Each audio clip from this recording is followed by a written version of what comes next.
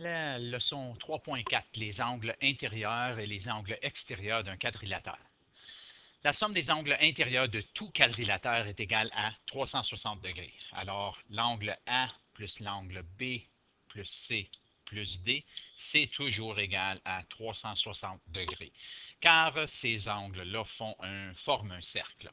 On peut aussi regarder le fait qu'un quadrilatère, c'est vraiment deux triangles. Alors, on sait que les angles intérieurs d'un triangle, c'est 180. Celui-là, c'est 180 aussi.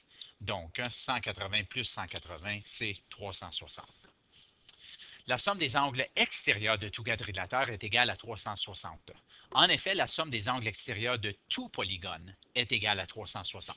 Alors, des angles extérieurs, ce sont les angles, dans ce cas ici, P, Q, R et S.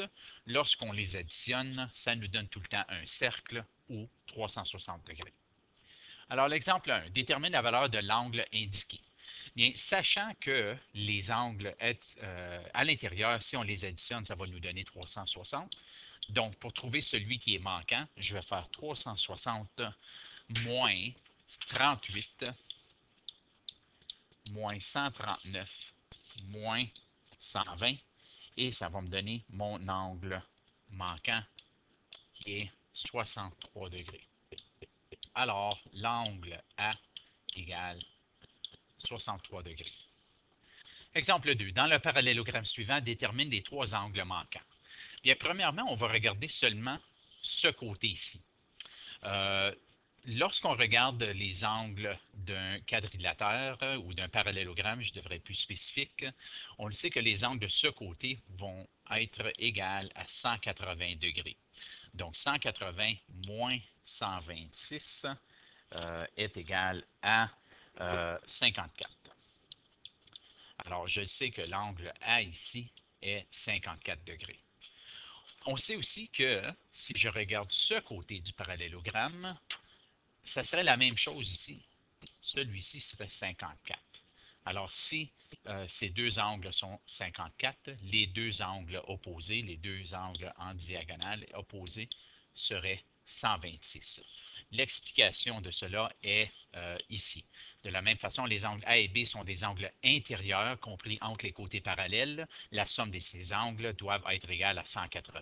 Alors, j'ai fait les calculs ici pour montrer que ces deux angles ici doivent être égales à 180. Même chose que ces deux angles ici doivent être égales à 180. Et je pourrais regarder les deux angles ici doivent être 180. Puis ça, en effet, c'est à cause qu'on regarde un parallélogramme. C'est encore un peu difficile de voir mes lignes, mais je pense qu'on comprend. Exemple 3. Détermine la valeur de l'angle indiqué. Alors ici, on cherche un angle extérieur. On sait que les angles extérieurs sont égaux à 360. Donc, 360 moins 74 moins 78 moins 120, c'est égal à 88. Alors, l'angle A égale 88 degrés. Alors, ça, c'est 88 ici. Exemple 4, détermine la valeur des angles indiqués. Alors, dans ce cas ici, j'ai un angle extérieur, puis je cherche aussi un angle intérieur, puis il me manque certaines données. Alors, premièrement, pour celui-ci, c'est un petit peu plus facile. Je sais que la somme des angles sur un angle plat, c'est 180, donc 180 moins 60. 180 moins 60 est égal à 120. Alors, l'angle P, c'est 120 degrés. Je peux additionner ici. L'angle P égale 120 degrés. Je peux aussi déterminer que l'angle ici est 180 moins 66, qui va me donner 114.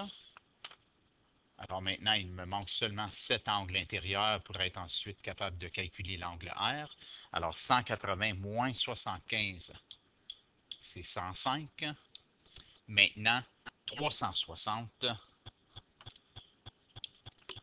moins 114 moins 105 moins 60, c'est égal à 81.